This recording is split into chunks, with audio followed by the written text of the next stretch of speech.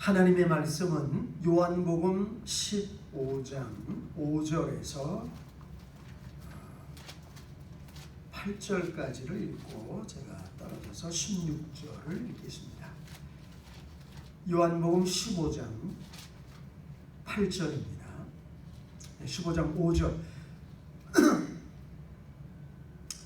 나는 포도나무여 너희는 가지니 저가 내 안에 내가 저 안에 있으면 이 사람은 과실을 많이 맺나니 나를 떠나서는 너희가 아무것도 할 수 없습니다. 사람이 내 안에 거하지 아니하면 가지처럼 바뀌어버리고 말라지나니 사람들이 이것을 모아다가 불에 던져 사르느니라. 너희가 내 안에 거하고 내 말이 너희 안에 거하면 무엇이든지 원하는 대로 구하라. 그리하면 이루리라. 너희가 과실을 많이 맺으면 내 아버지께서 영광을 받으실 것이요 너희가 내 지혜자가 되리라. 16절. 너희가 나를 택한 것이 아니요 내가 너희를 택하여 세웠나니 이는 너희로 가서 과실을 맺게 하고 또 너희 과실이 항상 있게 하여 내 이름으로 아버지께 무엇을 구하든지 다 받게 하려 함이니라. 아멘.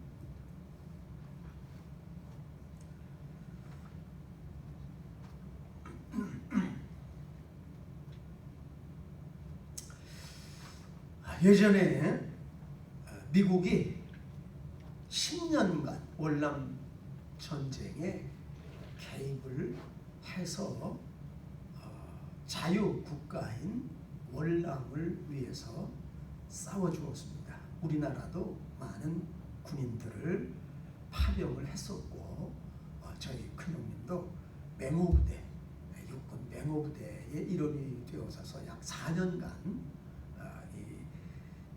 월남을 위해서 싸웠던 그런 적이 있었습니다. 10년 동안 싸웠지만 결국은 월남이 우리나라로 치면 북한과 남한이 싸움을 해가지고 남한이 진 겁니다. 6.25 전쟁이 다행히 남한이 이제 그 승리를 거두었죠. 물론 나중에 북한이 그 중공군의 개입으로 인해서 다시 38선이 이제 나누어지게 되었지만 월남이 졌어요. 망했습니다. 너무나도 정부가 부패하고 그리고 쉽게 말하면 간첩들이 많이 있었어요. 월남 안에 수십만 명의 그 베트콩 그 공산당의 간첩들이 너무 있었지만 그들을 잡지를 않았습니다. 왜냐하면 그 월남과 월맹 공산국가와 남쪽인 월남과 북쪽인 월맹 공산국가가 파리에서 여러 강대국들이 함께 모인 자리에서 조약을 맺었어요. 평화조약. 서로가 절대 우리가 전쟁을 하지 않겠다. 우리 한국도 김정은하고 평화조약 맺자고 계속 그러잖아요. 공산주의자들하고 맺는 어떤 조약도 아무 소용이 없습니다. 그래서 그 조약을 맺고 나서 이제 강대국들이 좀 안심하고 있었어요.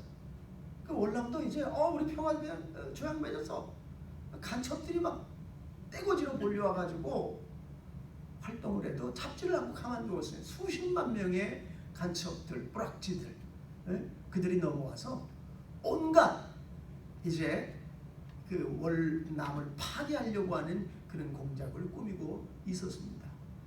평화조약이 1년 만에 깨졌어요. 공산당이 쳐들어왔어요. 속수무책이었습니다. 왜? 군대가 막고 있었지만 안에서 이 간첩들이 온갖 테러라든가 이런 악한 일들을 자행을 해가지고 결국은 월남은 망하게 되었어요. 그래서 우리가 잘 알고 있는 월남의 그 수도, 우리나라의 한국의 수도가 서울이잖아요. 월남의 수도가 사이공이었어요. 사이공. 우리가 젊을 때 얼마나 그 싸이공이라고 하는 말을 많이 들었습니다. 그 싸이공이 베트콩들한테, 공산당들한테 순식간 함락이 되어버리면서 물밀듯이 이 공산당이 군사를 이끌고 쳐들어와 가지고 다 점령을 하고 말았습니다. 그래서 미국은, 미국 시민권자들, 월남에 있던 그 수십만의 시민권자들을 전부 다 이제 소환을 했어요. 그래서 큰 여객선들 배를 사이공 항구에 대고 모든 그 미국에 있는 시민권자들을 전부 다 나오라 그랬습니다. 수십만의 미국인들이 그 배에 다 탑승을 하게 되어졌습니다.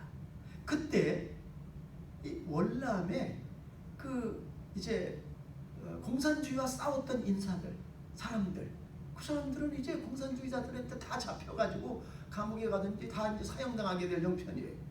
이거 얼마나 무섭고 두렵고 공포에 떨었겠습니까? 그들이 살려달라, 미국 군대의 호위 아래 미국 사람들이 배에 타고 있던 그때에 거기에 어마어마하게 많은 월남 사람들이 와서 우리도 태워달라, 살려달라. 그런데 미국 시민권자가 아니면 단 한 사람도 그 배에 탈 수가 없었습니다. 여러분, 만일에 한국이 이런 상황이 되면 미국에서 또 비행기라든가 배를 보내겠죠. 그리고 누구만 구원합니까? 미국 시민권을 가진 미국 시민만 보호해요. 그들만이 택함받은 사람이, 나머지 사람들은 소용이 없어요. 그 두려움에 떨던 월남 사람들, 그리고 간첩으로 활동했던 사회 인사들 무려 100만 명 이상 공산당이 들어와가지고 자기들에게 협조한 그 스파이들, 그 사람들을 제일 먼저 죽였어요. 그 사람들 1등 공신이에요, 공산화 시키는데. 그런데 왜? 이들은 자유주의의 물을 먹었다는 거예요. 민주주의의 물을 먹었다는 거예요. 그래서 그들을 제일 먼저 숙청했습니다. 제일 먼저 죽였어요. 공산당이 들어오면 자기들은 그냥 호의호식하고 영화를 누릴 줄 알았는데 다 죽었습니다. 오직 미국 시민권을 가진 사람들만이 살아남았어요. 그 사람들만이 택함받은 사람들. 오늘 제가 왜 이 말씀을 드리는가는, 오늘 이 말씀에 보면은 하나님이 우리를 택했다 이렇게 말씀하십니다. 이스라엘 백성들을 하나님이 선택한 선민이라고 이야기를 합니다. 내가 천하 만민 가운데서 너희를 택하여 세웠나니. 교회가 뭡니까? 교회는 택함을 받은 사람들이 모여있는 장소가 교회예요. 교회는 건물이 아닙니다. 빌딩이 아니에요. 교회는 여러분과 나, 이렇게 하나님의 택함을 받고 이 자리에 앉아있는 사람들, 이게 바로 교회예요. 교회는 영적인 이스라엘이에요. 이 세상이 멸망할 때 하나님이 누구만 구해요? 교회만 구원합니다. 하나님이 unfair, 불공평하다, 모든 사람 다 구원해야 되지 않느냐? 여러분, 월남이 망할 때 미국 사람들이 배를 보내고 비행기를 보내서 자기 시민을 구원할 때 온 세계가, 야, 월남 사람들 왜 다 구원하지 않고 미국 사람만 구원하느냐? 그렇게 얘기하는 사람도 있었어요. 그때 미국에서 대답하는 말이 뭐예요? 저들이 우리나라 시민이다, 우리나라 국민이다, 우리가 보호해야 된다. 다른 어떤 한 사람도 구원하지 않았어요. 여러분, 이 세상이 멸망할 때 하나님은 교회만 구원합니다. 택함받은 하나님의 사람들만 구원하세요. 하나님 사랑이 하나님이신데 왜 구원하지 않느냐? 너희에게 많은 기회를 주었다. 구원받을 수 있는, 교회에 소속될 수 있는 기회를 주었는데 너희가 외면했다. 택함은 하나님의 은혜 중에 은혜인 줄로 있습니다. 하나님의 축복 중에 축복이에요. 장차 이 지구는 멸망당하게끔 되어져 있습니다. 모든 세상은 시작이 있으면 끝이 있어요. 창조가 있으면 이 지구에 종말이 있습니다. 개인의 종말도 있지만 인류의 종말, 지구의 종말은 반드시 찾아와요. 그때까지 우리가 살아남는다면 하나님은 교회만 구원하십니다. 절대 다른 사람을 구원하지 않으세요. 다 멸망당해도 하나님 구원하지 않으세요. 교회만 구원합니다. 왜? 택함 받은 하나님의 자녀니까. 자, 그 하나님을 택해 주신 이유가 뭔가? 우리를 선택한 목적이 뭔가? 그 사실에 대해서 오늘 본문이 이야기해 주는데, 먼저는 16절에 있는 말씀 우리 같이 한번 읽어봅시다. 이 말씀은 대단히 중요한 말씀이에요. 같이 요한복음 15장 16절 읽습니다. 시작. 너희가 나를 택한 것이 아니요 내가 너희를 택하여 세웠나니 이는 너희로 가서 과실을 맺게 하고 또 너희 과실이 항상 있게 하여 내 이름으로 아버지께 무엇을 구하든지 다 받게 하려 함이니라. 할렐루야. 자, 여기서 너희가 나를 택한 것이 아니요 내가 너희를 택했다. 여러분, 이 하나님이 택하신 것은 하나님의 주권적인 은혜예요. 우리가 내 스스로 내 발로 교회에 나온 것이 아니라는 거예요. 하나님이 택해 주셨기 때문에 우리가 나온 겁니다. 아무도 아버지께서 이끌지 않으면 내게 올 자가 없느니라 예수님께서 말씀하셨어요.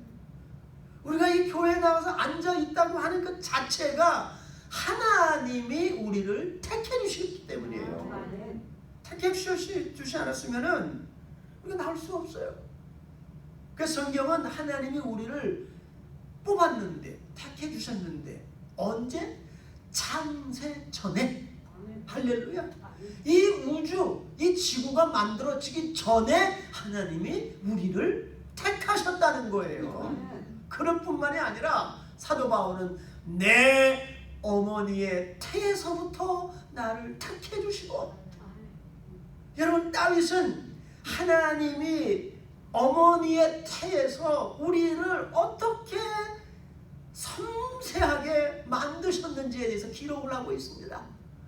우리의 어머니의 모태에서 우리의 뼈가, 우리의 그 살의 신줄 하나하나가, 우리의 이 뇌세포 하나하나가, 그 여러분, 아기가 태어날 때 뭐가 제일 먼저 생기는지 알아요? 심장입니다. 심장. 저는 그걸 보고 너무 신기했어요. 이 아무것도 없는데 심장이 먼저 생기면서 심장 뛰는 소리가 들리는 거예요. 우리 큰애가 지금 2번째를 임신을 했는데 아직까지 아무것도 안 보이는데 심장 소리가 들린다는 거예요. 여러분, 우리의 심장, 우리의 그 신줄, 혈관 하나하나 하나님이 다 만드신 거예요. 할렐루야. 우리가 이렇게 잘나서 나온 게 아니에요. 하나님이 우리를 만드셨어요. 하나님이 우리를 육체적으로 만드셨을 뿐만이 아니라 영적으로도 하나님이 우리를 택해 주셨다는 거예요. 그것도 창세전에 어머니의 태에서부터 벌써 하나님이 택해 주셨어요. 여러분이 미국 땅에 오신 게 그냥 오신 거라고 생각하세요? 여러분이 자발적으로 여기 오셨다고 생각을 했어요? 여러분들은 이 미국 땅에 오신 게 한국에 있으면 다 예수 안 믿을 사람들이야. 맞습니까? 한국에 있으면 안 믿어. 그러니까 하나님이 이 미국에 보내주신 거예요. 네? 여기에 가서 구원받아라. 내가 너를 택했는데 이 한국 땅에 있으면 죽을 때까지 예수 안 믿을 것 같다. 택해 주셨기 때문에 하나님이 보내주신 거예요. 이게 하나님의 진정한 은혜이고 축복인 줄로 믿습니다. 우리가 하나님을 선택할 수 있는 것, 하나님이 우리를 택해 주신 것, 이것은 얼마나 귀한 축복인지 몰라요. 우리가 자발적으로 하나님을 선택한 것 같은데 결국 보면은 하나님이 택해 주셨기 때문에. 그래서 이게 여러분 신학자들 가운데는 칼빈주의라고 하는 것이 있어요. 칼빈주의는 인간의 의지와는 전혀 상관없이 100% 하나님이 선택해 주셨기 때문에 우리가 예수 믿게 된 거다. 근데 또 이 알미니안주의라고 하는 게 있습니다. 이거는 하나님이 100% 선택을 했지만 인간이 리스판스를 해야 된다. 반응을 해야 된다. 그러니까 인간의 의지를 강조를 합니다. 하나님은 인간을 로봇으로 만들지 않았어요. 자유의지를 주어서 내가 너를 택했는데 너 내게로 올래? 오지 않을래? 근데 사실 저는 이 알미니안주의를 조금 더 제가 이 신뢰를 하는데요. 왜냐하면 우리가 어린 아이들 있잖아요. 어린 아이들 이렇게 보면은요, 여러분 그 손자 손녀들 지금 이렇게 보면은 어땠습니까? 그 아무리 어린 아이라고 할지라도요, 자기 의지가 있어요. 요즘에 그 젊은 애들은 이 애들의 의지를 얼마나 존중해 주는지 몰라. 옆에서 보면 막 아주 그냥 어떨 때 역겨울 때가 있어. 저 그냥 한 대 줘봐야지. 저 땡깡 부리는 거, 너 이거 할래 저거 할래 이게 그냥 아주 그냥 옆에서 보면 아주 그냥 야 이거 메스꺼워서 볼 수가 없어. 예? 야 그냥 한 대 줘봐고 이러면 좋겠는데 아주 존중해 줘. 그저 삐딱선 타고 말 안 듣고 그래도 존중을 해주네. 예? 어린아이라도요 자기 의지가 있기 때문에 그래요. 예? 우리 둘째 딸 이제 큰애가 이제 3살 유치원에 이제 이제 베이비 거기 가가지고 뭐 이렇게 한국말을 이렇게 좀 배우는. 엄마가 이제 그 이름이 이제 헤이븐인데, 헤이븐 너 이거 뭐 할래? 싫어. 욕을 어떻게 배워가지고요. 너 이거 좀 뭐냐? 싫어. 유진 친구가 싫어도 얼마나 박력 있게 하는지 몰라. 그러니까 자기 의사가 이거 너무 분명한 거야. 에? 싫어 그러니까 엄마가 뭐 어떻게 시킬 수도 없고. 에? 이걸 보면 부모도 어린아이라고 함부로 할 수도 없고 그 애의 의사를 묻는 거예요. 이게 하나님이 주신 자유의지입니다. 우리는 하나님이 100% 우리를 선택했지만 내가 그 하나님의 사랑에 싫어 나 안 믿을래 그러고 지옥 갈 수도 있다는 거예요. 그래서 지옥은 하나님이 보내시는 게 아니에요. 지옥은 사람들이 선택에 의해서 가는 겁니다.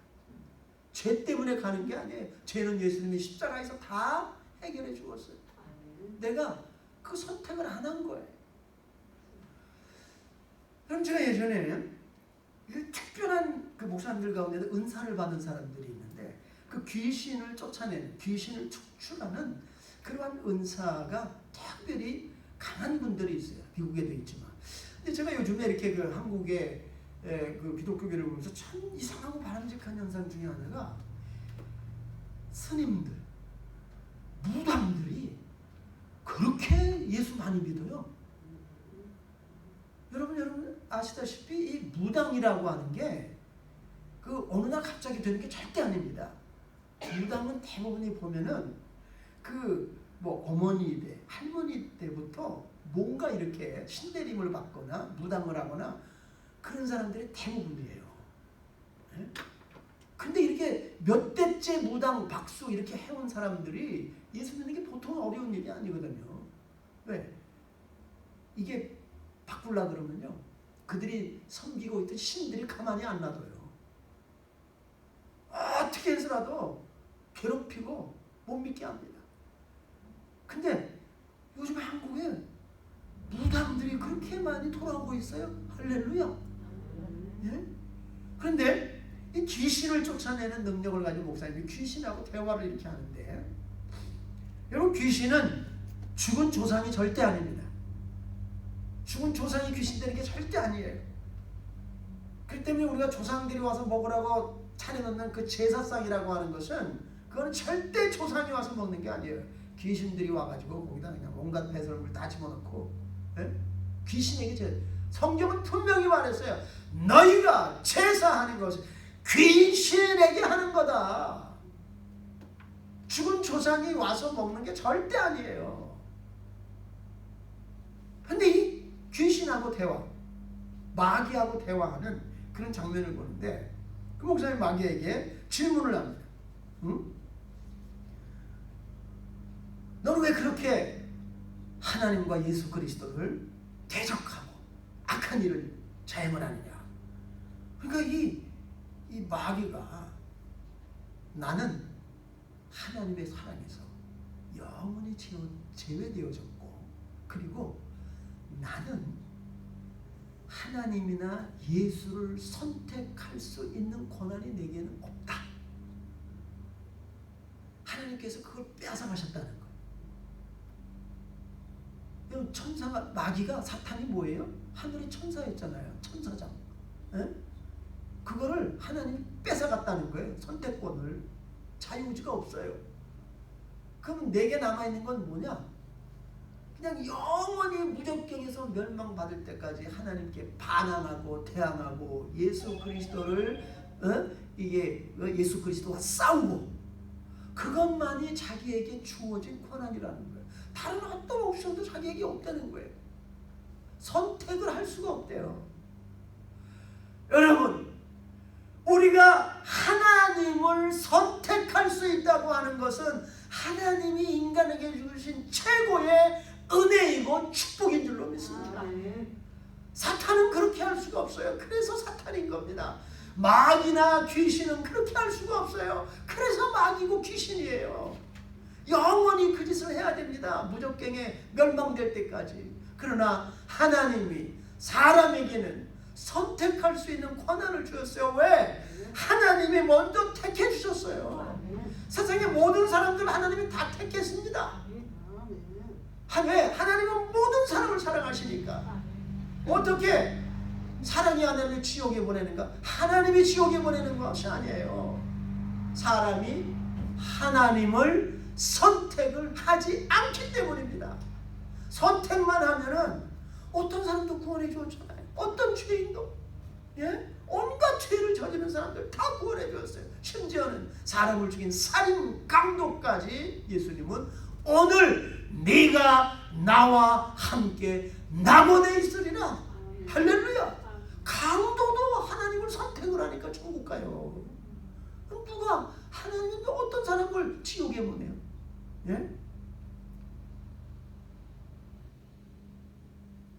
여러분, 김일성이나 김정은 같은 이 악한 인간들도 하나님 믿으면 천국 가요. 이게 얼마나 불공평한 일인가? 그게 하나님의 사랑이에요. 하나님이 다 택해 주셨어요. 근데 여러분은 이 택하신 하나님의 은혜에 믿음으로 리스판스, 반응을 하셔서 이 자리에 오신 거예요. 아멘. 할렐루야. 아멘. 우리가 하나님을 택한 것이 아니에요. 하나님이 먼저 택해 주셨어요. 그래서 오늘 이 자리에 여러분이 나와 있다고 하는 것 자체가 은혜이고 축복이고, 이 자리가 생명의 자리, 영원한 삶의 자리인 줄로 믿습니다. 자, 그럼 이렇게 택해 주신 목적이 뭔가?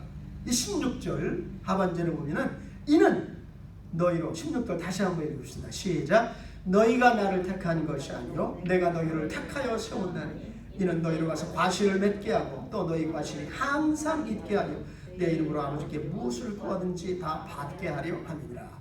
자, 다 같이 한번 따라해 볼게요. 택해 주신 목적은 하나님을 위해 열매를 맺게 하기 위해서다. 자, 여기서 과실이라는 말이 이 요한복음 15장 전체에서 무려 8번이나 나옵니다. 제가 이번 주 이 말씀을 이렇게 준비하면서 한번 다 쉬어보니까 과일이라는 말, 과실, 영어로는 fruit, 열매예요. 이 열매라는 말이 얼마나 반복해서 나오는지 몰라요. 계속 나옵니다. 네? 택한 목적은 과실을 맺게 하고 그 과일이 항상 있게 하려 함이니라. 요한복음 15장 1절에 보면은 하나님을 농부로, 예수님을 포도나무로 표현을 하고 있어요. 자, 여러분이 집에다가 과일나무 심잖아요. 네? 감나무도 있고 사과나무도 있고 뭐 여러 과일나무가 있는데 몇 년 동안 여러분이 지극정성으로 그 과일나무를 돌봤는데 열매를 풍성하게 맺으면 얼마나 기분 좋습니까? 그런데 반대로 열매 안 맺으면 저희도 지금 뭐 매실나무도 있고 뭐 사과나무도 있고 또 뭐 감나무도 있고 근데 이놈의 나무들이 도대체 열매를 안 맺어. 물론 이제 뭐 이렇게 잘 돌보지 않은 것도 있겠지만 근데 제가 얼마 전에 이렇게 뒷뜰에 나가서 과일나무를 이렇게 보는데 아직도 매실도 하나도 없고 근데 사과나무가 있는데 그 사과나무가 이 어린애 주고 많은 아주 그냥 그 푸른 색깔로 열매를 맺었더라고요. 그래서 제가 속으로 이 기적이다. 네? 그 열매를 보는 순간 얼마나 기쁜지 모르겠어요. 하나인데 여러 개 맺은 것도 아닌데 그저 열매를 안 맺다고 하나 딱 맺었는데 얼마나 그거 뭐냐 기쁜지 모르겠어요. 그럼 만일에 거기에 막 주렁주렁 달려있다고 생각을 해보겠어요. 해보세요. 얼마나 기쁘겠습니까? 에? 하나 맺어도 이렇게 기쁜데 에? 하나님은 우리가 열매를 하나만 맺어도 기뻐하세요. 할렐루야. 왜? 농부니까. 농부이신 얼마나 하나님께서 우리가 열매를 맺기를 원하시는지 알 수가 없어요. 열매 없으면 어떻게 된다 그랬어요? 그 가지를 잘라버린다 그랬어요. 저도 막 열매 안 맺으니까 이 뭐 매실나무나 이런 거 보면 이거 언제 잘라버리나 이 생각만 자꾸 들더라고요. 진짜 그 마음이 들어요. 너무 열매를 안 맺으니까. 에? 자, 그런데 열매를 왜 맺어야 되는가 하면 과실을 맺게 하고 또 너희 과실이 항상 있게 하여 내 이름으로 아버지께 무엇을 구하든지 다 받게 하려 함이니라. 우리가 열매를 맺으면 기도 응답이 빨리 돼요. 하나님 마음이 기쁘잖아요. 에? 우리가 무엇을 기도해도 하나님이 즉시 응답해 주신다는 거예요. 부모가 마음이 기쁘면 자식이 뭘 해달라고 해도 금방 해주잖아요. 근데 맨 속만 속이는 자식이 돈 줘 뭐 해줘 이러면 뭐 해주고 싶어요? 에? 기다려! 그리고 짜증내고. 에? 하나님도 마찬가지예요. 우리가 하나님이 기뻐하는 열매 맺으면 하나님이 너무 좋으셔서 우리의 기도 응답을 즉시 해주신다는 거예요. 내 이름으로 아버지께 무엇을 구하든지 다 받게 하려 함이니라. 그 다음에 또 우리가 열매를 맺으면은 이 11절 다 같이 읽어봅시다. 시작. 11절 시작. 내가 이것을 너에게 이루면 내 기쁨이 너희 안에 있어 너희 기쁨을 충만하게 하려 함이니라. 할렐루야. 기쁨 충만한 삶인 줄로 믿습니다. 우리가 열매를 맺으면 하나님이 우리 마음에 기쁨을 충만하게 주세요. 평안을 너희에게 주노니. 예수님의 평안이 우리 마음에 충만하게 임한다는 거예요. 네? 그래서 열매 맺으라는 거예요. 하나님은 우리에게 기쁨을 주고 싶어요. 해피니스, 행복을 주고 싶어요. 평안을 주고 싶어요. 그게 열매의 대가라는 거예요. 우리가 하나님을 위해서 열매 맺으면 하나님께서 우리 기쁨을 충만케 하시고 또 가장 중요한 게 8절에 있어요. 8절 시작. 같이 읽습니다. 시작. 너희가 과실을 많이 맺으면 내 아버지께서 영광을 받으실 것이요 너희가 내 제자가 되리라. 할렐루야. 내 아버지께서 영광을 받으실 것이요 하나님이 영광을 받으신다는 거예요. 우리 사람이 할 수 있는 최고 귀한 일은 하나님께 영광입니다. 아멘. 하나님께 영광. 그 인간이 최고의 본분이에요. 나를 통해서 하나님이 영광 받으세요. 그게 최고의 기쁨이고 축복이고 영광인 줄로 믿습니다. 하나님이 영광 받으시면 우리도 영광을 누리게 되는 거예요. 하나님이 그 영광을 나눠주는 거예요.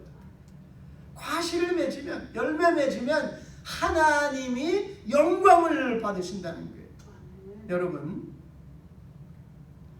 나무는 열매로 합니다. 가시나무는 가시를 맺어요. 사과나무는 사과를 맺습니다. 포도나무는 포도를. 열매를 보면 금방 알아요.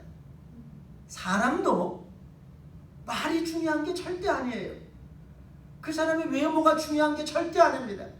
그 사람이 뭘 가지고 있고 어떤 위치에 있고 어떤 신분이고 그거 절대 중요하지 않아요. 뭘 보면 알아요? 행동을 보면 압니다.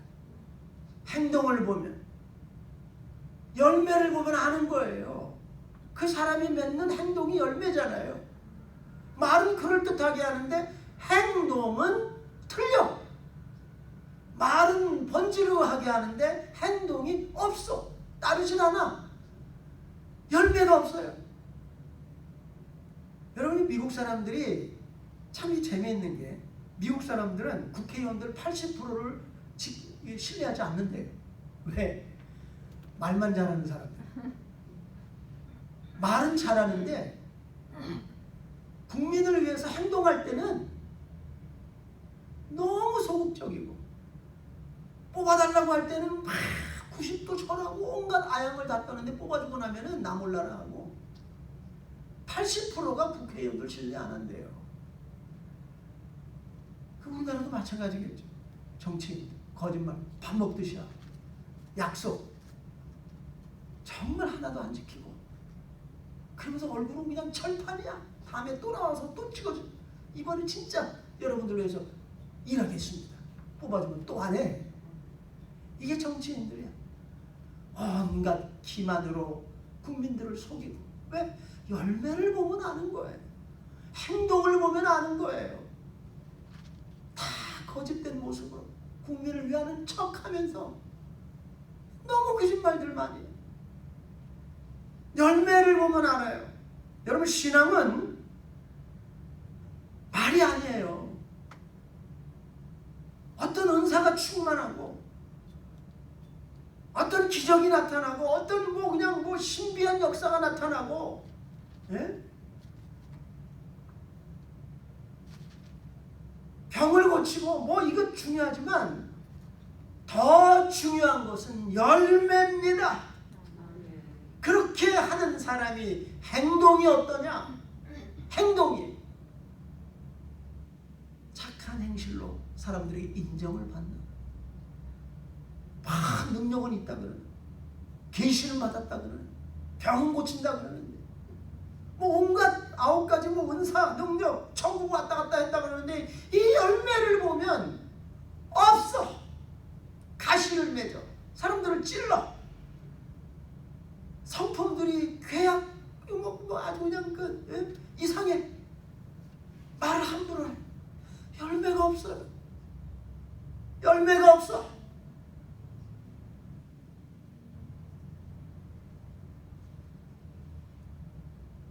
여러분, 우리가 막 감정 충만해서 춤추고 박수치고 열렬히 찬양하고 뭘 다 하지만 그 뒤에 무슨 열매를 맺느냐, 그게 더 중요하잖아요. 그렇게 막 환호하고 은혜 충만받고, 근데 그 뒤에 무슨 열매를 맺느냐? 예?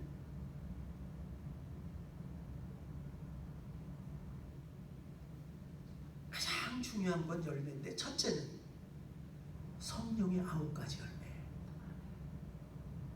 사랑과 희락과 화평과 오래참과 자비와 충성과 양성과 온유와 절제. 이런 아름다운 성령의 열매는 품성이에요. 품성. 성품입니다. 에? 성령으로 충만하게 되면 무슨 그냥 무슨 엑스타시 상태, 환각 상태로 들어가는 게 아니에요. 품성이 바뀌는 겁니다. 사람의 본질이 변화되는 거예요. 본질은 절대 안 바뀌어요. 그런데 성령께서 컨트롤 하시기 때문에 그 본질이 싸늘었던 본질이 온유하게 되는 거예요. 네? 충성치 못한 사람이 충성하게 성령께서 그렇게 강권하시는 거예요. 열매는 품성이에요. 품성. 그 사람의 품성이에요. 네? 사랑, 충성, 온유, 자비, 양선 전부 다 품성입니다. 성품이에요. 성품과 관계된 거예요. 네? 저 사람 예수 잘 믿는 건데 성품은 아주 못됐어. 그거는 아니에요. 그건 잘못된 겁니다. 네? 예수 믿는 사람의 가장 두드러진 특징은 성품의 변화예요. 나는 뭐 이렇게 돼먹었어. 그래서 어쩔 수 없어. 이게 아니에요. 이건 잘못된 거예요. 그건 악한 마귀에게 미혹당하는 거예요. 성령이 역사하시면 우리가 그렇게 바꾸려고 해도 바꿔지지 않던 내 성품이 바뀌는 겁니다. 예? 말을 함부로 해서 사람들을 상처 주고 그런 사람들이 침묵의 은혜를 알게 되어져. 남을 막 헐뜯고 하던 사람 헐뜯지 않아요. 성령께서 그 절제시키는 거예요. 절제 참게 만드시는 것. 다 성품과 관계되어져 있는 것들이에요. 저는 이번에 우리 그 대선 후보 가운데 한 사람이 그 이재명이라는 사람 있잖아요. 네? 그 열린민주당의 그 대통령 후보 1순위입니다. 네? 그 사람이 나오면 제가 볼 때 100% 돼요. 열린민주당은 지금 뭐 그냥 뭐 압도적으로 국회의원들도 많고 그러잖아요. 나오면 무조건 되는 거예요. 뭐 윤석열이 지금 뭐 야당에서 뭐 야권에서 1위고 그 소용이 없어요. 여권에서 누군지 나오면 거의 될 확률이 높아요. 한국에서는. 네? 근데 이 이재명이라고 하는 경기지사가 저는 이 사람은 절대 대통령이 돼서는 안 되는 사람이다. 왜? 무슨 뭐 스캔들도 여러 가지가 많이 있지만은 그 사람 제가 성품을 보고 이 사람은 기질적으로 아주 기질이 정말 못된 사람이구나. 왜? 여러분 보세요. 그 형이 원래 회계사예요. 자기에게 좀 불리하게 했다 그래가지고 형을 정신병원에 강제 입원하게 하려고 하고, 예? 그리고 그 과정에서 문제가 생기니까 그 형수하고 통화하는 내용을 갖다가 제가 직접 다 들어봤어요. 저는 60평생 살면서 사람이 이런 욕을 할 수도 있구나. 욕도요. 한두 번 1, 2분 하고 끝나는 게 아니에요. 5분, 6분, 7분 계속 아주 그냥 무슨 세상에 이런 욕이 다 있나 할 정도로 너무너무 추악한 사악한 욕들을 갖다가 자기 형수에게 너무 그냥 화가 나가지고 한두 번 막 이렇게 욕을 할 수는 있어요. 그러나 어떻게 이렇게 그냥 막 이렇게 오랫동안 세상에 있는 욕이란 욕은 쌍욕이란 쌍욕은 내가 볼 때는 양아치도 조폭도 그런 욕은 안 해. 제가 그걸 듣고요. 어떻게 이런 사람이 대통령 하겠다고 나오는 건가? 기가 차더라고요. 기가 차.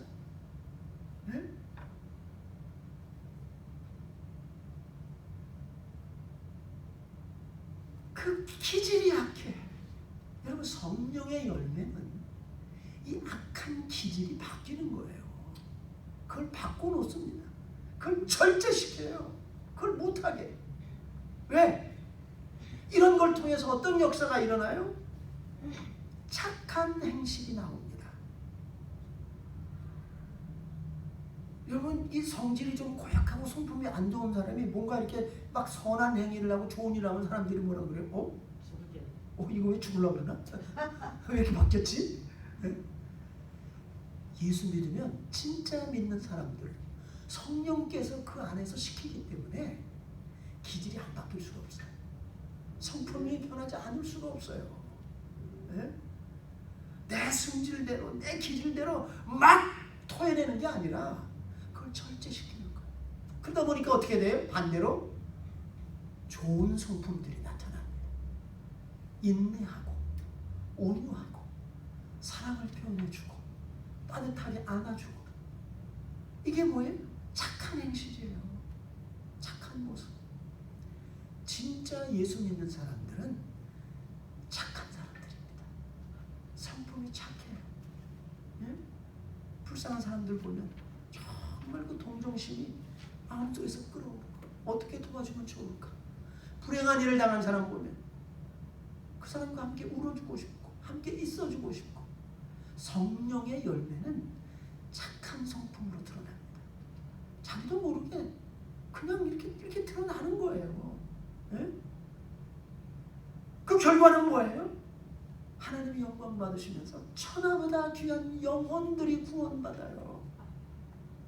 영혼들이. 예?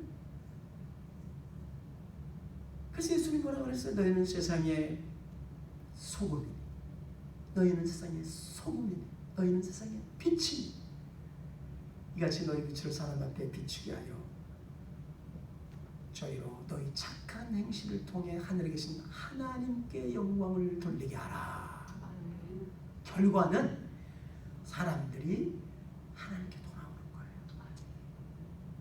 착한 성품들이 반영이 되기 때문에 자기의 고약하고 고집스럽고, 예? 그 괴팍한 성품들이 어디론가 관계 없어지고. 그럼 제가 이 엊그제 참 아마 저희 여러분들 또 저희 세대는 다 알고 있을 줄 압니다. 그 윤복희라고 하는 가수 있지 않습니까? 여러분이라고 하는 노래로 유명한 그 윤복희. 이 윤복희가 사실 어릴 때 부모를 다 여의었어요. 아버지 어머니가 일찍 다 돌아가셨는데, 그러니까 굉장히 힘들게 살려면 막 아주 그냥 강해져야 되잖아요. 응? 그러면서 이제 노래를 잘했기 때문에 미팔군에 가서 노래를 하다가 이제 미국에 와서 가수로 성공을 해가지고 미국의 유명 가수들하고 같이 이렇게 어울리면서 공연을 하고 노래하면서 굉장히 유명해졌어요. 그래서 이제 미국에서 가수 생활을 어느 정도 하다가 이제 한국으로 다시 돌아와가지고 한국에서 가수도 하고 뮤지컬 배우도 이렇게 하는 가운데, 근데 이 사람이 어떻게 예수를 믿게 됐는가 하면은 어느 날 대구에서 공연을 해야 되는데 서울에서 차를 타고 자기가 운전해서 대구를 향해서 내려가고 있었어요. 그런데 중간에 거의 이제 우리 여기 속도로 따지면 한 65마일 정도 이렇게 70마일 이렇게 쭉 달리고 있었는데 갑자기 그냥 빵 하는 소리가 차에서 나더니, 예? 그냥 차가 공중으로 그냥 붕 뜨더니 세 바퀴를 도는 거예요. 빙글. 네? 그러면서 그냥 그 앞에 차에 그냥 그 앞에 그 아스팔트에 빵 차가 세 바퀴 공중 회전을 하고 뒤로 떨어지면서 만신창이가 되어버렸어요. 그러니까 도로로 다 부서져 버렸어요, 차가. 네? 자기는 이제 막 정신을 잃었어요. 그리고 막 앰뷸런스가 오고 경찰차가 사이렌 울면서 오고 바깥이 막 웅성웅성하고, 이제 어느 정도 지나서 정신을 좀 차려보니까 이제 난리가 난 거예요. 막 사람들은 막 뭐 차는 완전히 다 이게 통행 금지가 되고 사람들이 이제 와서 이제 다 구경하고 있고. 그런데 바깥에서 이제 사람들이 야 죽었어 저렇게 부서졌는데 어떻게 살아? 막 이 소리가 자기한테 들려. 근데 그 다 박살난 그 차 밑에서 차문을 자기가 손으로 푹 여니까 찌그러진 차문이 어느 정도 열리더래요. 그래서 거기로 전신은 다 이렇게 피투성이가 되는 기어나온 거예요. 그러니까 막 다 놀란 거예요. 예? 지금 이 경찰도 구급차도 와서 이 사람을, 이 차가 이렇게 되니까 어떻게 구조해야 될지도 모르고 차가 또 폭발될지도 모르니까 섣불리 접근도 못하고 있었는데, 아니 밑에서 차가 뒤집어져 있는데 그 밑창에서 사람이 기어나오는 거야. 에? 그러니까 경찰관이 다가가지고 막 끄집어내면서 끄집어내고 나서 여기에서 이상하게 사고가 이런 사고가 많이 났는데 단 한 사람도 사는 사람이 없습니다. 당신이 유일한 생존자입니다. 나중에 알고 보니까 차가 이렇게 달리다가 뒷바퀴 이렇게 받쳐주는 그 아이언 바가 있습니다. 그게 어떻게 잘못돼가지고 부러지면서 뒷바퀴 하나가 튕겨 나와버린 거예요. 응? 그 바람에 그냥 차가 그냥 공중 회전을 하면서 땅바닥에 아스팔트에 떨어져가지고 그냥 토를 로스가 된 거죠. 그런데 이 윤복희가 간증을 하는데요. 그때 이 차가 이렇게 막 돌 때 어떤 자기도 모르게 그런 그냥 막 포근한 그냥 그 손 같은 그런 게 자기 전신을 갖다 이렇게 막 감싸들어내는 거예요. 근데 그렇게 평안하고 안정되고 너무너무 기분이 좋더라는 거예요. 그 순간적인 경험이지만, 예? 근데 그때 마음에 내가 죽지는 않겠구나. 무슨 뭐 그때 뭐 옛날 차에 무슨 뭐 에어백이 있었겠니? 뭐가 그것도 아닌데 그냥 포근하고 그 포근한 그 기운이 자기를 꽉 다 감싸면서, 예? 그래서 윤복희가 그때 미국에서 한국으로 오고 나서 얼마 지나지 않아서 후라이보이라고 있잖아요. 곽규석 씨. 예? 안녕하십니까? 안녕하세요. 후라이보이입니다. 뭐 이렇게 하고 이제 곽규석 씨. 예? 옛날에 그 후라이보이 쇼 우리가 재밌게 많이 보지 않았습니까? 이 후라이보이 곽규석이가 윤복희를 전도해가지고 한국의 그 한영조 그때 전도사님이에요. 나중에 큰 대형교회 목사님 되셨지만 이 한영조 전도사님한테 성경 공부를 하고 있던 중이요. 그러니까 신앙이 초년생이었습니다. 초년생. 예? 그런데 그 순간 하나님이 나를 살려주셨구나. 하나님 나를 살려주셨구나. 그래서 그때부터 시작해서 정말 하나님 제일주의, 하나님 중심으로 세상의 부귀영화 이거 다 소용이 없구나. 그러니까 오직 하나님 중심으로. 그래서 이게 79년 한국에서 국제가요제가 열렸는데 윤복희가 이제 미국에서도 가수 활동을 하고 이제 영어도 잘하고 그러니까 좀 출연해서 사회도 좀 보고 노래도 한곡 불러달라. 근데 자기가 그때 만든 노래가 여러분이라고 하는 노래인데 내가 만약 외로울 때면 내가 너의 친구 되리라. 나는 너의 영원한 형제요. 나는 너의 기쁨이야. 이게 가스펠이에요. 이게 나는 이게 예수님이야. 이걸로 자기 노래 부르겠다고 영어로도 영어로도 이제 윤복희가 노래 불렀거든요. 이게 다 반대했어요. 그 윤복희 오빠가 윤한기잖아요. 가수 윤한기가 펄쩍 뛰면서 야 무슨 가스펠을 갖다가 이 국제 페스티벌에 노래를 불러. 그런데 나 이 노래 안 부르면 나 출전 안 해. 그러니까 영어를 또 이만큼 하는 사람도 없고 그래 놓으니까 사회자는 필요하고. 근데 너 분명히 알아라. 대상은 누가 받을지 다 결정이 돼 있다. 상 받을 생각 하지 말라. 나 그런 거 필요 없어. 나 이 노래만 하면 돼. 왜 그 노래를 하려고 했는가 하면 자기가 국제 그 가요 대상제에 나가려고 하면서 기도를 하고 있었는데 하나님이 영감을 주시는 거예요. 그래서 하나님이 그냥 가사를 다 이렇게 불러주시듯이 가르쳐 주시는 거예요. 그래서 그냥 자기 그냥 하나님 예수님이 불러주신 거 써내려간 거래. 한국말로 쓰고 영어로 쓰고. 예? 근데 여러분 어떤 일이 났는지 아세요? 윤복희가 그 노래를 불렀을 때 거기에 참석한 한국 사람들뿐만 아니라 국제가요제고 외국인들도 많이 참석을 했어요. 근데 이 사람들이 너무너무 감명을 받는 은혜를 받은 거예요. 그래가지고 대상이 다 정해져 있는데 너무 감동을 받고 반응이 압도적이니까 다른 사람 줄 수가 없어, 분위기상. 그 대상 주기로 작정한 사람은 영 현찮아. 그거 줬다면 난리가 나겠어. 할 수 없이 바뀌어서 윤복희가 받았어요. 그래서 그때부터 시작해서 얼마나 많은 사람들에게, 여러분, 이 연예인들이요, 가수, 영화배우, 탤런트 할 것 없이요, 요즘에는 얼마나 많은 연예인들이 예수 믿는지 몰라요. 그게 이 윤복희 등의 시초예요. 곽규석이, 후라이보이 이런 사람들이 처음 예수 믿고 연예인들을 전도하기 시작을 한 거예요. 영화배우들, 가수들. 네? 그래서 지금 웬만한 사람들은 다 예수 믿습니다. 한 사람이 예수 믿게 될 때, 진정으로 예수를 만나게 될 때, 이런 열매가 맺혀지는 거예요. 자, 그러면 여러분, 마지막으로 우리가 열매를 잘 맺는 방법이 뭡니까? 4절을 같이 한번 다 같이 읽어봅시다. 4절 같이 읽어볼까요? 시작. 내 안에 거하라. 나도 너희 안에 거하리라. 가지가 포도나무에 붙어있지 아니하면 철로 과실을 맺을 수 없음 같이 너희도 내 안에 있지 아니하면 그러하리라. 5절.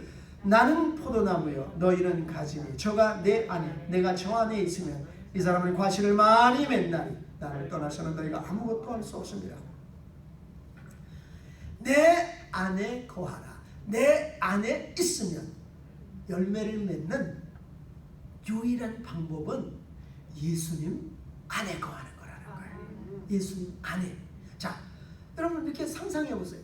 가지가 나무에 딱 붙어가지고 뿌리로부터 올라오는 그 영양분을 다 잘 받아들여야 되잖아요. 그래야지 열매를 잘 맺을 수 있습니다. 만일에 이게 중간쯤 이렇게 가지가 잘라져 있으면, 나무 그 몸통으로부터 이렇게 잘라져 있으면 제대로 영양 공급이 안 돼요. 과실을 맺을 수가 없습니다. 시들어 말라서 결국은 버려지게 됩니다. 예수님 안에 있을 때에 우리가 열매를 맺게 됩니다. 예수님 안과 예수님 밖은 천지차이예요. 예수님 바깥에서는 아무런 열매도 맺을 수 없어요. 예수님 바깥에서 뭔가 한다고 하는 것은 그것은 열매가 아니에요.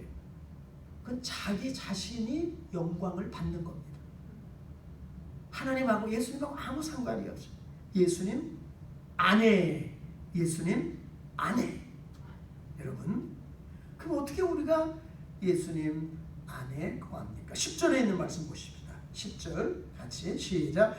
내가 아버지의 계명을 지켜 그의 사랑 안에 거하는 것 같이 너희도 내 계명을 지키면 내 사랑 안에 거하리라. 자, 내 계명을 지키면. 12절 다 같이 읽읍시다. 시작. 내 계명은 곧 내가 너희를 사랑하는 것 같이 너희도 사랑하는 이것이니라. 예수님 안에 거하는 방법을 예수님께서 말씀하셨는데, 내 계명을 지키면, 그리고 예수님의 계명은 뭐예요? 사랑이에요. 첫째는 하나님 사랑, 둘째는 이웃 사랑.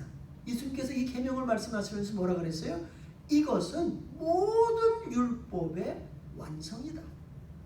유대인들은 계명이 수천 가지예요. 그걸 다 지켜야 구원받는다고 그랬어요. 근데 예수님은 아주 축약을 했어요.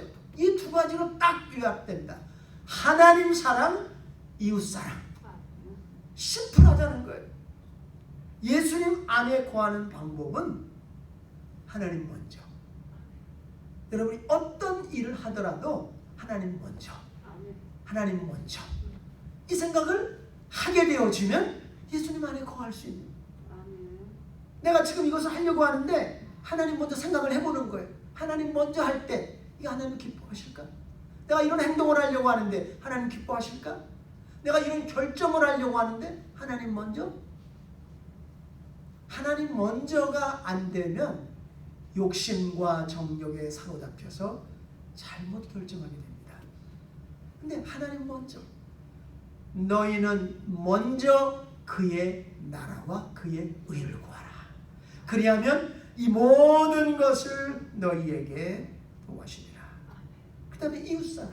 그러니까 하나님 사랑하다 보면 내가 다른 사람에게 대한 사랑의 마음, 연민의 마음, 동정의 마음, 불쌍히 여기는 마음, 도와주고 싶은 마음, 선한 사마리아인같이 그런 마음이 들어서 나도 모르게 사랑하게 되어집니다. 그러면 그게 뭘로 나타나요? 착한 행실이 되어져가지고 열매로 나타납니다. 영원 구원으로 나타나는 거예요. 세상은 우리 말에 관심이 없어요. 우리가 어떤 말을 하든지, 우리가 어떤 사람이든지, 우리가 뭘 갖고 있는지 그 아무 관심이 없어요. 그러나 우리가 어떤 행동을 하는지 거기에는 관심이 있습니다. 그거를 통해서 하나님이 영광 받으시고 천원보다 귀한 영혼이 구원되어져요. 제가 몇 주 전에 한국에서, 한국은 무슨 그 경연 대회가 많잖아요. 무슨 뭐 그냥 보이스 퀸, 보이스 킹, 무슨 노래자랑 대회, 무슨 대회, 이게 경연이 많은데 그 대전에 있는 교회, 조그만 개척교회에 장한이라고 하는 사모가 있는데 30대 초반 젊은 사모예요. 이분이 보이스 퀸, 여자 가수 중에 최고 이제 퀸, 여왕을 뽑는데 거기 나갔어요. 나갔는데 초반에 떨어져서 와일드 카드로 살아남아가지고 이제 탑 7까지 들어가는 이제 좋은 성적을 거뒀어요. 근데 그 후로 라스트 싱거라고 하는 또 큰 경연 대회가 열렸습니다. 한국에서 최고 노래 잘하는 이제 여자들이 총출동해가지고 이제 경연을 해가서 1등을 뽑는 건데 그 라스트 싱거에 이 사람이 1등이 됐어요. 근데 이분이 원래 가수였었어요.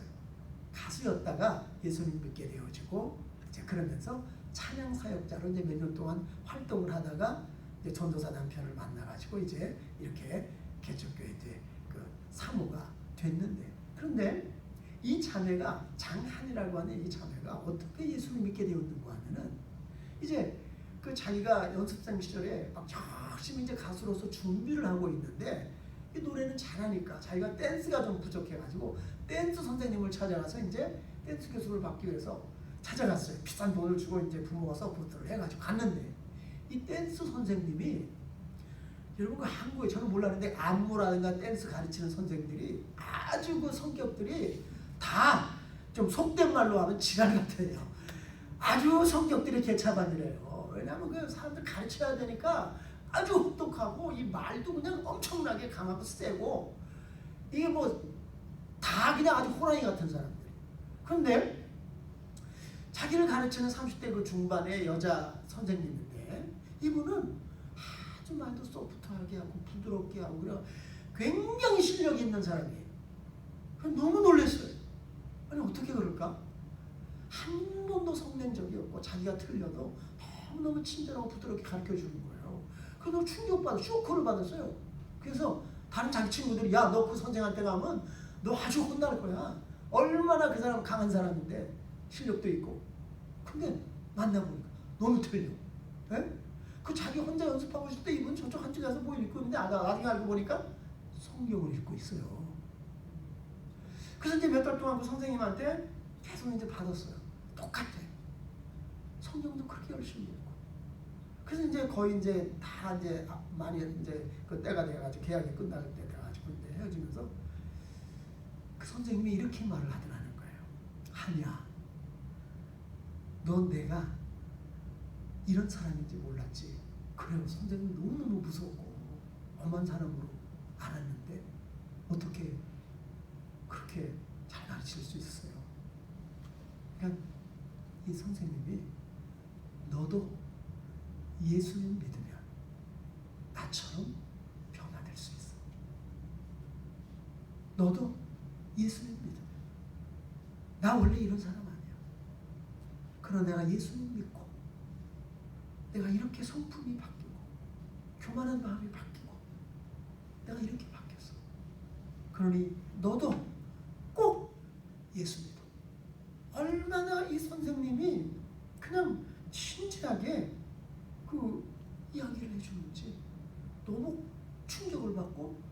능력을 받았어요. 그래서 자기가 실제 경험을 했으니까 나도 예수를 믿으면 저분같이 저렇게 변화될 수 있을까? 그래서 교회를 나가기 시작을 했어요. 네? 그래서 예수 믿게 되어지고 나중에는 이 목사 사모까지 됐는데, 이분이 1등을 하고 난 다음에 이제 그 개척교회니까 그 이제 대전에서 그 지하실, 아주 그 조그만 그 지하실에서 예배를 드리고 있었는데, 거기에는 청년들이, 음악을 좋아하는 청년들이 한 15명 정도가 이렇게 참석을 했는데, 지하실에서 나와서 문을 열고 딱 나가면 앞에 큰 대형 교회가 있어요. 그러니 될 리가 없잖아요. 그 장소도 너무 좁고 협소하고, 그래서 아주 좋은 좀 넓은 장소가 나와가지고, 그리고 너무너무 비싸. 그렇지만 대출을 받고 뭐 빚을 내고 이렇게 다 해가지고 그것을 이제 대출을 받도록 해놓고 거기에 이제 미리 이제 들어가서 공사를 했어요. 근데 뭐 다른 여러 가지 뭐 장사도 하고 그런 빌딩이라 가지고 안에 들어가서 2주 동안에 그 안에 내부장을 뜯어내는데 트럭으로 2대 돌을 뜯어낸 거예요. 엄청나게. 그 이제 돈이 없으니까 청년들이 또 이 뭐 사모고 뭐 그다가 다 나가서 일을 하면서 2주 동안에 치를 대로 지쳤어요. 그런 상황이었었는데 어느 날 이제 경연대회 다 끝나고 이제 그런 이제 일이 있었는데, 이제 어느 날 토요일 날에 누가 전화가 왔어요. 그래서 전화를 뭐 받고 나가 보니까 미국에서 온 재미교포야. 근데 자기가 미국에서 사업을 해서 좀 돈을 벌었는데, 당신이 경연에서 부른 노래 가운데, 그 노래 가운데 가시나무라고 하는 노래가 있어요. 가시나무. 그 가시나무 노래가 가스펠이에요. 다시 말하면 복음성가야. 일반 경연대회에서 복음성가를 부른 거예요. 그래서 이분이 너무 충격을 받고 은혜를 받았어요. 어떻게 저렇게 은혜로운 찬송을 그냥 일반 세속 경연대회에서 부를 수 있을까? 대단한 용기다. 그래서 이분이 내가 너무 감동을 받고 은혜를 받았는데 하나님이 가라는 거예요. 가서 만나봐서 도울 게 있으면 뭔가 도와라. 사모라 그러니까, 개척교회 사모라 그러니까 뭔가 도울 게 있지 않겠나 해가지고 왔다는 거예요. 그게 토요일 오후에 만났어요. 근데 월요일 날에 대출을 받기로 이제 돈을 갖다가 이제 대출 받기로 한 금액이 있었는데, 이분이 그게 얼마냐 그러니까 몇 천만 원 된다 그러니까 그거 내가 다 대주겠다. 그런데 거기에서 끝나지 말고 인테리어를, 가구들을 최고 좋은 걸로, 최고 좋은 악기들로, 하여튼 성전을, 예배당을 가장 좋은 걸로 다 꾸미는데 얼마인지 비용을 보고 말아. 그러니까 뭐 몇 배가 들잖아요.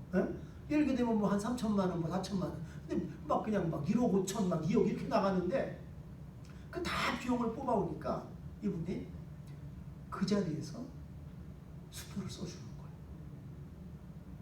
그러면서 하는 말이,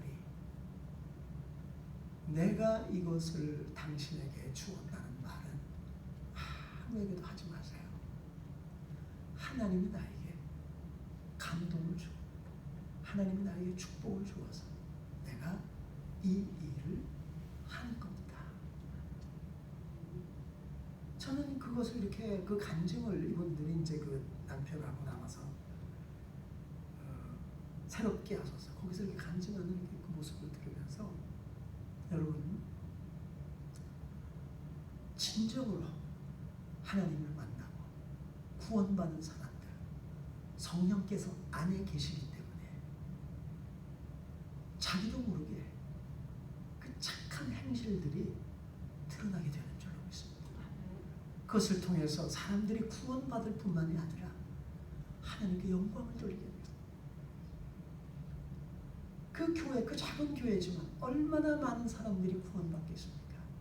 하나님 영광 받으시는 거예요.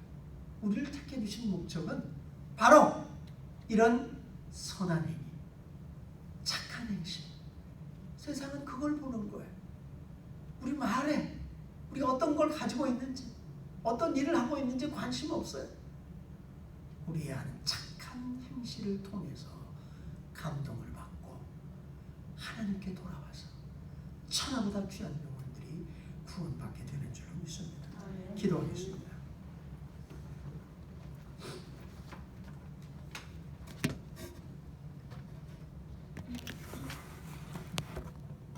고마우신 사랑의 하나님, 우리를 택해 주시되 천지가 창조되기 전에 택해 주시고 어머니의 태에 우리가 조성되었을 때 이미